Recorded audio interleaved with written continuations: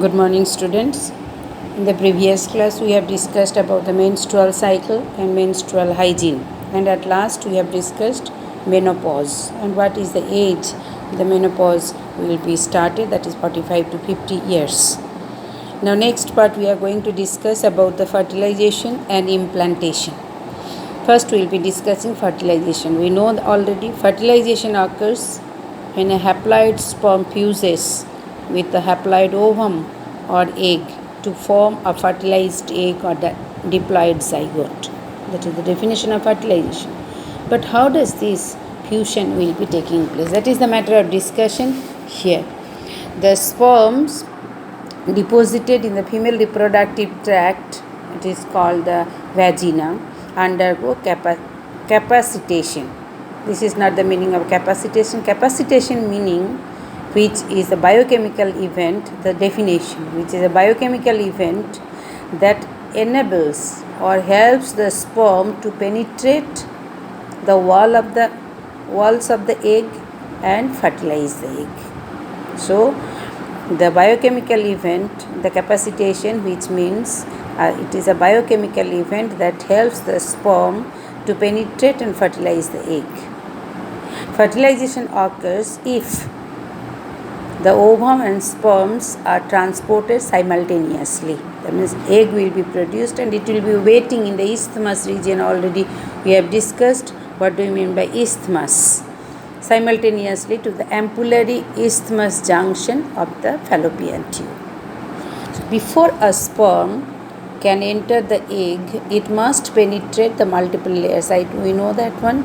That egg is covered by 3 consecutive layers. Last outermost layer, it is called the granulosa follicular cells, which is called the corona radiata. Next layer, it is called the called the zona pellucida, and that already we have discussed. Corona radiata is the outermost layer, next layer zona pellucida, and the innermost layer it is called the vitelline membrane. So already we have discussed. So when the sperm will be entering, suppose this is the female reproductive organ, I will show here.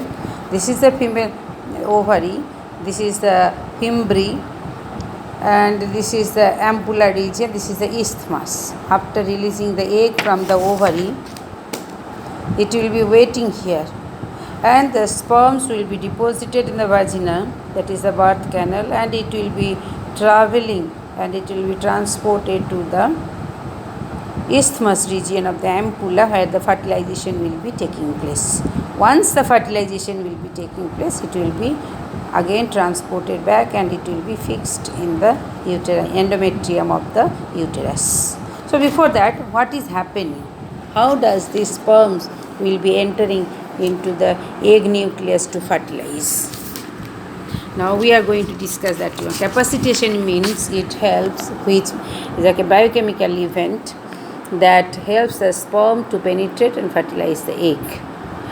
Before the sperm can enter the egg, it must penetrate the multiple layers of granulosa cells which are around the ovum, forming the corona radiata. That means it must penetrate corona radiata. The follicular cells, corona radiata is made up of follicular cells. Follicular cells, how these follicular cells will be joined or adhered to each other. The follicular cells are held together by an adhesive cementing substance which is called the hyaluronic acid. The acrosomal membrane disintegrates. Acrosome means in the sperm we know that is a cap-like structure. In the head region, cap-like structure is present which is called acrosome, and it is in this acrosome the enzyme present, it is called hyaluronidase. Releasing acrosomal membrane of the membrane disintegrates releasing the releasing the proteolytic enzyme, it is called hyaluronidase during sperm entry through the corona radiata and zona pellucida. This is called the acrosomal reaction. Once fertilization, and after that it will be entering into the egg cytoplasm and the sperm nucleus will be fusing with the egg nucleus. Once fertilization is accomplished, cortical granules from the cytoplasm of the egg or ovum form a barrier called the fertilization barrier. So only one sperm only can enter into the egg to fertilize it around the. So the cortical, once fertilization will be accomplished, the cortical granules from the cytoplasm of the ovum form a barrier called the fertilization membrane around the ovum, preventing further penetration of other sperms. So the other sperms cannot enter because of the presence of fertilization membrane. Here stepwise has been given. First step, what is happening. Second, 5 steps have been given, and that is the explanation, which is called the acrosomal reaction. Thus polyspermy is prevented. So this is 2 marks question. From here you have to write. Now next part we are going to say, so fertilization has been taken place. Now first, after fertilization the diploid zygote has formed. This diploid zygote will undergo cleavage. Cleavage is nothing but the division. All the divisions will be mitotic divisions only.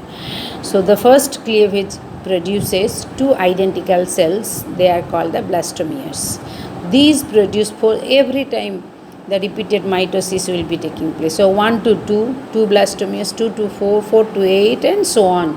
After 72 hours, that means 3 days of fertilization, a loose collection of cells forms a berry-shaped structure of 16 or more cells called the morula. Now if we go to this structure diagram, you see this is the diploid, this is the 2 nuclei has developed. First division started, the second division, then loose ball of cells are produced, which is called the morula. How many cells are there? That is 16 cells. How many days after? No, 3 days, 72 hours.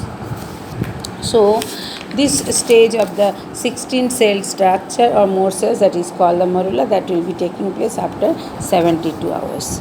Now after the influence of this progesterone, smooth muscles of the fallopian tube relax, and the dividing embryo takes 4 to 5 days to move through the fallopian tube into the uterine cavity and finally gets fixed. Implanted means fixed in the uterine wall. Which layer? The endometrial.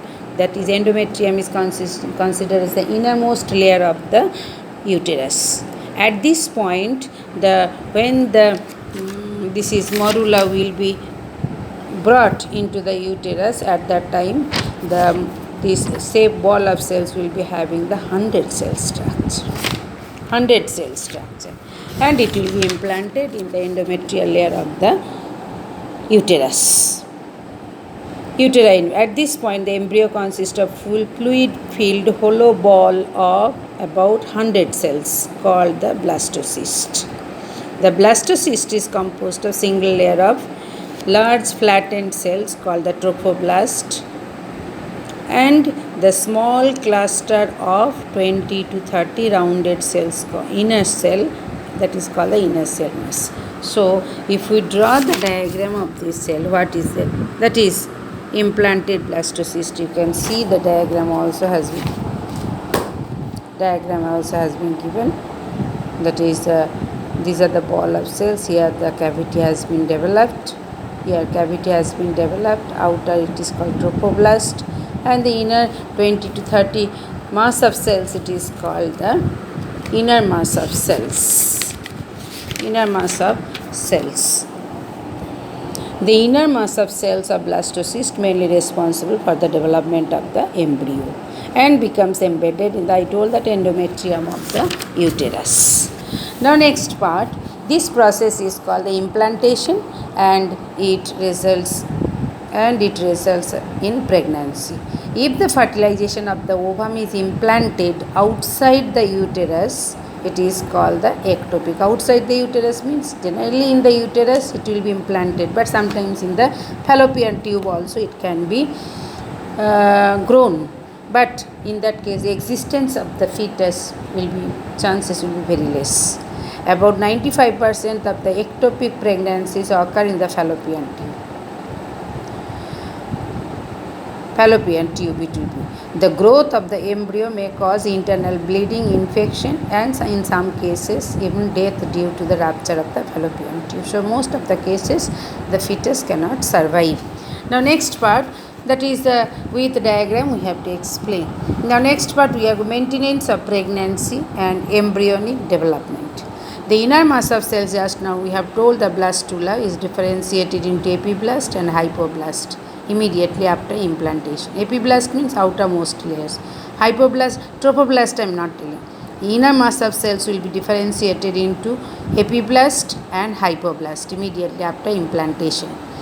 This hypoblast is the embryonic endoderm and the epiblast I told the ectoderm. The cells remaining in between the epiblast and hypoblast or endoderm also is called the mesoderm. Thus the transformation of the blastocyst into gastrula. So when it will be differentiated into three distinct layers, this blastocyst will be converted into the gastrula with the primary germ layers by the movement of the blastomeres called the gastrulation. Each germ layer, that means epiderm, mesoderm, ectoderm, each germ layers gives rise to specific tissues, organs and organ systems during organogenesis. So after gastrulation, organ development will be started. Till here. Okay, thank you children.